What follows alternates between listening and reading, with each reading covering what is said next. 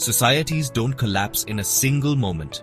The fall begins quietly. A neighbor's nervous glance, a strange headline, a sense of unease. People continue their routines, convinced things will improve, dismissing odd events as temporary. But beneath the surface, the ground is shifting. Denial is the first stage. It's easier to cling to normalcy than face uncomfortable truths. Small cracks appear, a harsher speech, an unfair law, a friend out of work. Each incident seems minor, but together, they reveal a deeper weakness. The tremor grows, a future more dangerous and divided than anyone wants to admit. The danger is in the silence. Loud crises get attention. Slow decay goes unnoticed. People are distracted by daily struggles, unable to see the pattern. The creeping crisis lulls citizens into a false sense of security. They trust institutions to protect them, unaware those very institutions are eroding. The stage is set, warnings ignored, foundations weakened. Society stands at a crossroads, most unaware. Vulnerable, people wait for someone to explain the chaos and offer hope. This is when a quiet tremor can become a devastating earthquake. The path to self-destruction is paved with countless small, seemingly insignificant steps. The warning signs are there, but few are willing to look. The story of collapse is not about a single event, but about a slow unraveling. The question is not if it can happen, but whether we'll notice before it's too late. The crossroads is here now. Will we recognize the tremors, or ignore them until the quake? The answer depends on what we choose to see. The story begins. Every great societal fire starts with a spark, often economic hardship. Imagine a factory town where jobs vanish overnight. Despair spreads, turning personal pain into collective anger. People feel betrayed by leaders and institutions. The social contract, work hard, live well, feels broken. Economic anxiety breeds political instability. Desperate, people turn to radical ideas. The political center erodes, extremes take over. Leaders use divisive language, promising simple solutions. Debate is replaced by shouting. Government seems paralyzed. People long for a strong leader to restore order, growing impatient with democracy's slow process. They're willing to trade freedoms for security. Economic and political crises feed each other, deepening the divide. Trust in institutions and leaders evaporates. Soon, trust in each other disappears. The cracks in society become chasms. The nation is wounded, its people scared. They're vulnerable to the most dangerous force, a simple destructive idea. The cycle of crisis accelerates. The longing for certainty grows. The stage is set for someone to seize power. The fire is ready to spread. The weapon is nearly forged. In times of pain, societies seek stories to explain their suffering. Myths and propaganda offer meaning, often by inventing a golden past. We were once great. We can be great again. Someone stole our birthright. Propaganda repeats this myth everywhere. Radio, newspapers, rallies using symbols and emotion to bypass reason. It creates a new reality, us versus them. Facts that contradict the myth are dismissed. Doubters are traitors. The echo chamber grows, critical thinking fades. The myth becomes truth because everyone believes it.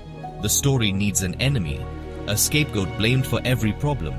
This group is painted as a threat to the nation's existence. Anger and fear are focused on them, providing a simple target.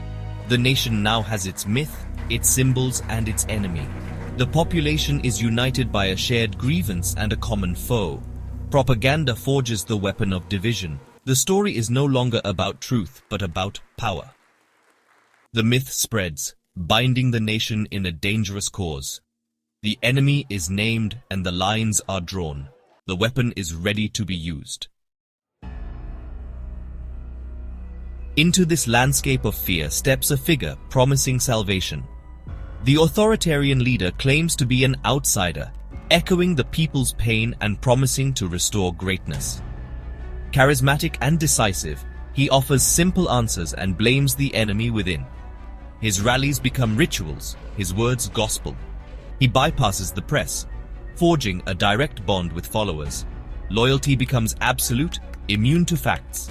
Once in power, he consolidates control, placing loyalists in key positions, attacking institutions, labeling the press and judges as enemies.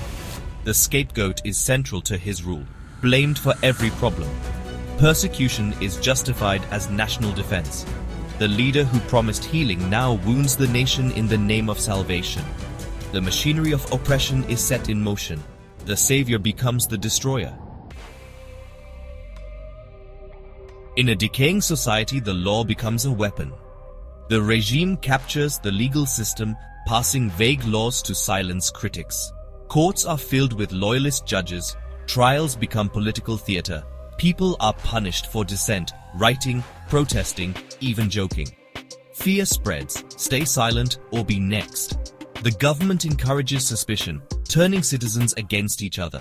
The law is about loyalty, not justice. Opposition becomes impossible.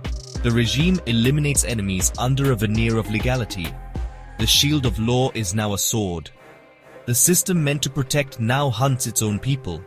Society is not just breaking down, it's consuming itself. The cost of speaking out is too high. Silence becomes survival.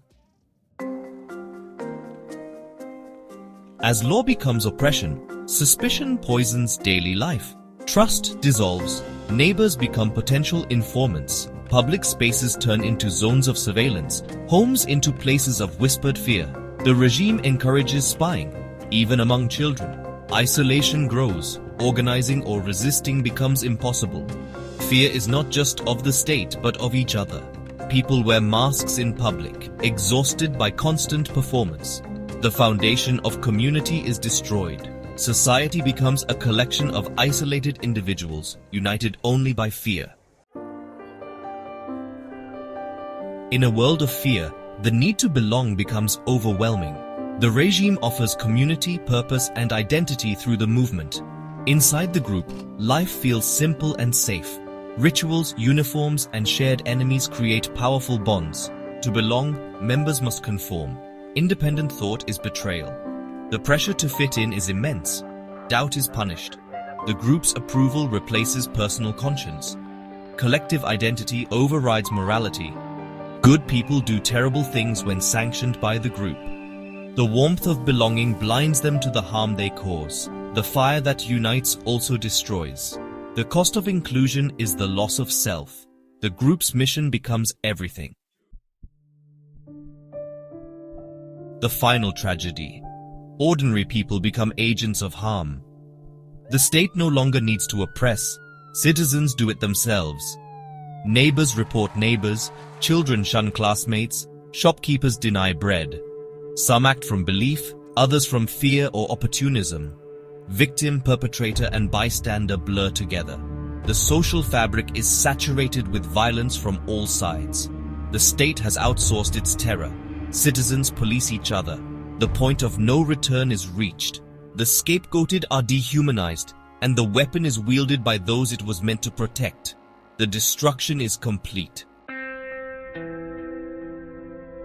These stories are not just history, they are warnings.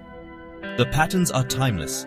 Economic anxiety, division, myth, captured law, and ordinary people wielding the weapon.